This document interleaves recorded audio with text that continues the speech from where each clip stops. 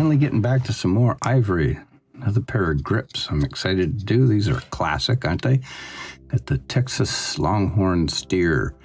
And I'm going to do both sides the same. Very cool. I've got my little helper here. This is Joey. He's my little side project. He's working out quite well. Actually, pretty soon we'll be letting him out to the big outdoors. He's getting braver. It's a very classic motif here. It's a Texas Longhorn steer head on a ivory grips. Generally, you see these on the single action army, your typical Western 6-shooter gun. Cattleman, my favorite. But I think it's cool that it's been adapted to the 1911 semi-automatic pistol, which actually came out in 1911. They were still doing cattle drives and fights.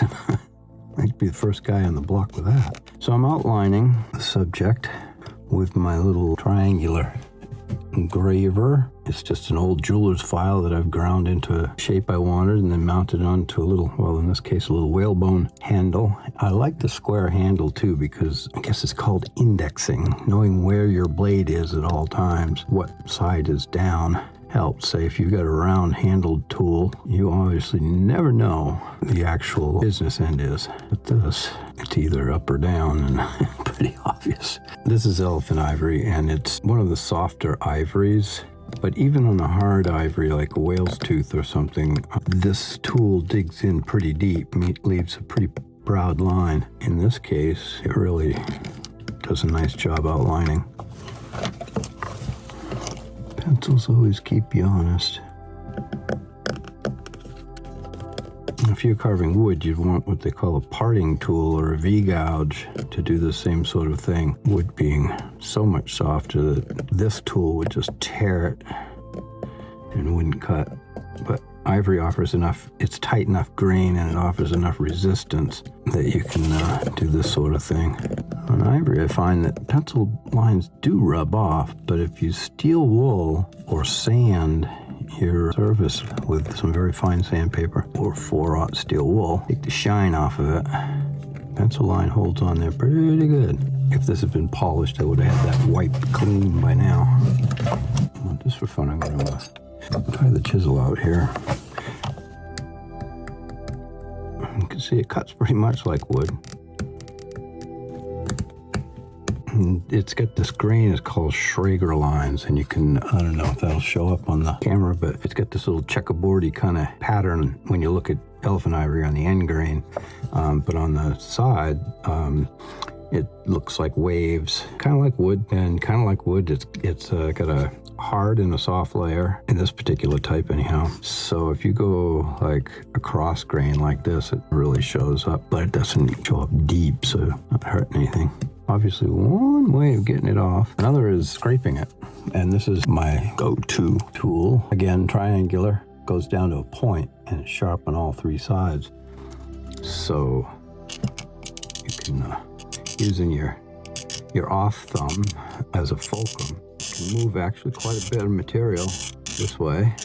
And yeah, you can do a lot of this with power tools, but tell you what, you can mess things up fast with a power tool too.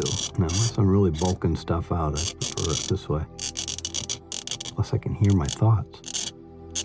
Gonna just do this all the way around and I'll come back with you guys when I start cutting in some of the facial details and things like that. Okay, so this is several hours of scraping and sanding to get the background smoothed out nice. Now I'm going to start working on some of the facial features, and I did end up going back over, even though the pencil was holding up pretty good, I was losing it. So I ended up scratching in the line so I know where everything goes. I would start, basically it's the same as raising the image off the background. You just leave the horn there, outline the ear. See, to find that line, slide over till it clicks in, and then you're in it.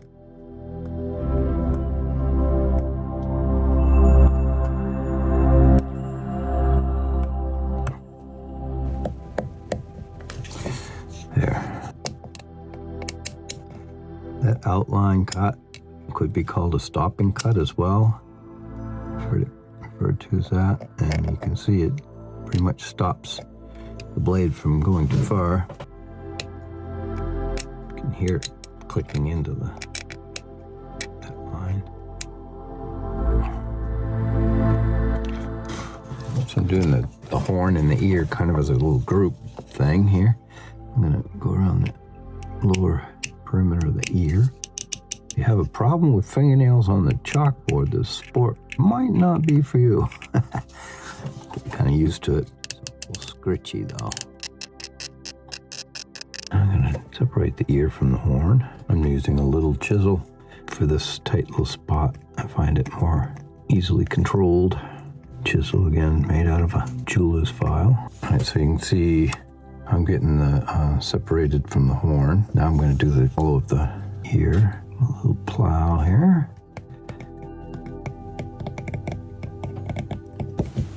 Okay. That's that. Now I'll take and round off the horn a little bit. Try to scrape it as smoothly as possible. Sometimes you can get a chatter started, and that's not good. And you get like a washboard kind of a surface, and you don't want that.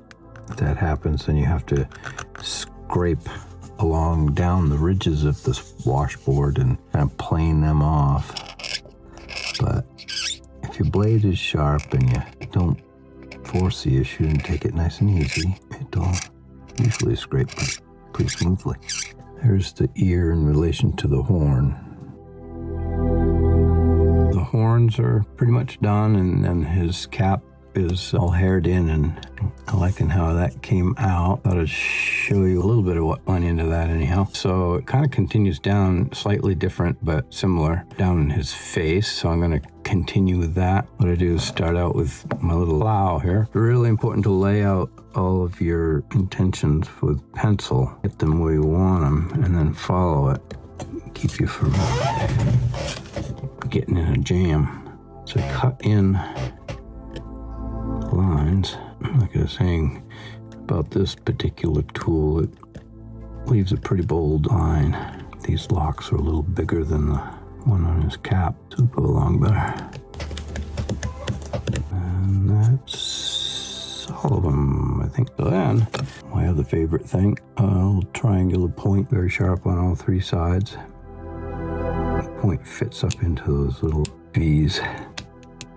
Once you get the form carved,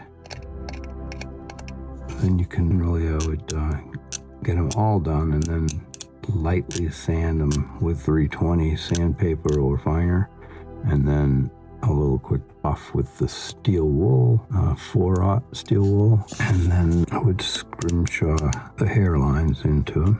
I'm going to do that. I'm going to do it on just a few, just to show you. So this is the 320.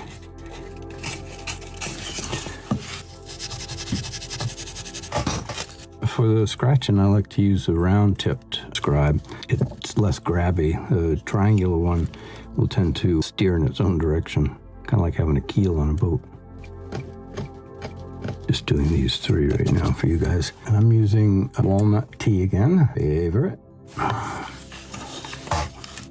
You can see the ink chasing down the lines, maybe. Alrighty.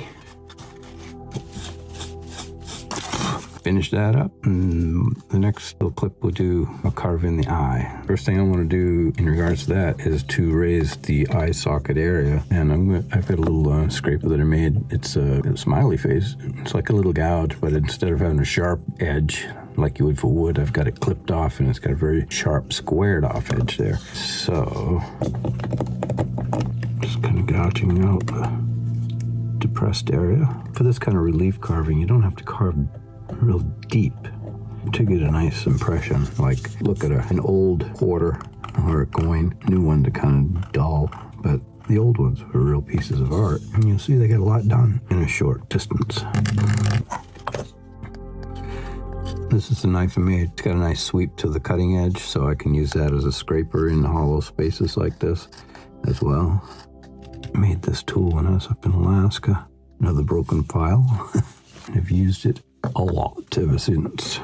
So he's got a fold up here, an eyebrow sort of thing. I'm going to use my parting tool here, channel that out. I don't know if y'all can see, but I have scratched my lines in lightly just so I didn't lose them. I cut a nice furrow there, and I'm going to use this, my triangular scribe, to round off the sides here, kind of pillow it, if you will.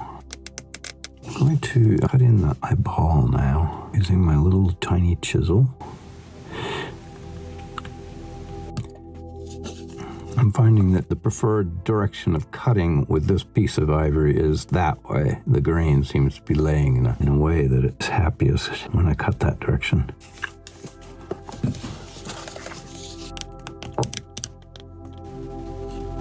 Yeah, elephant ivory is a lot grainier for carving than whale's teeth. And walrus, if you're working on the outer part of the walrus tusk, the inner core is a real pain to carve because the grain structure on that stuff is like tapioca. It just goes every which way. You see how a mouse chews an antler or a piece of bone? Little bites. You get a long way. It's coming out pretty good, I think. So once you get the eyeball rounded off in there, then you can do the iris and pupil and stuff like that. I'm going to use a round dental burr.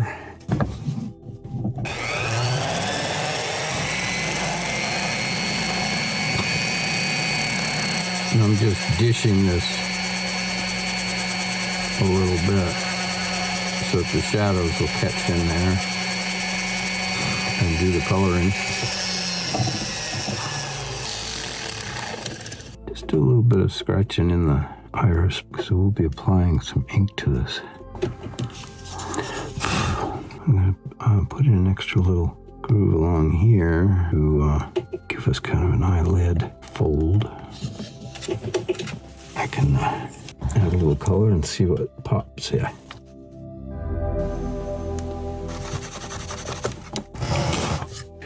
That's it in a nutshell. I'm going to go over it and play around with it a little bit more. But yeah, the banding and scrimshaw went well. Now she's all inked and done and ready to do the other one. Thanks.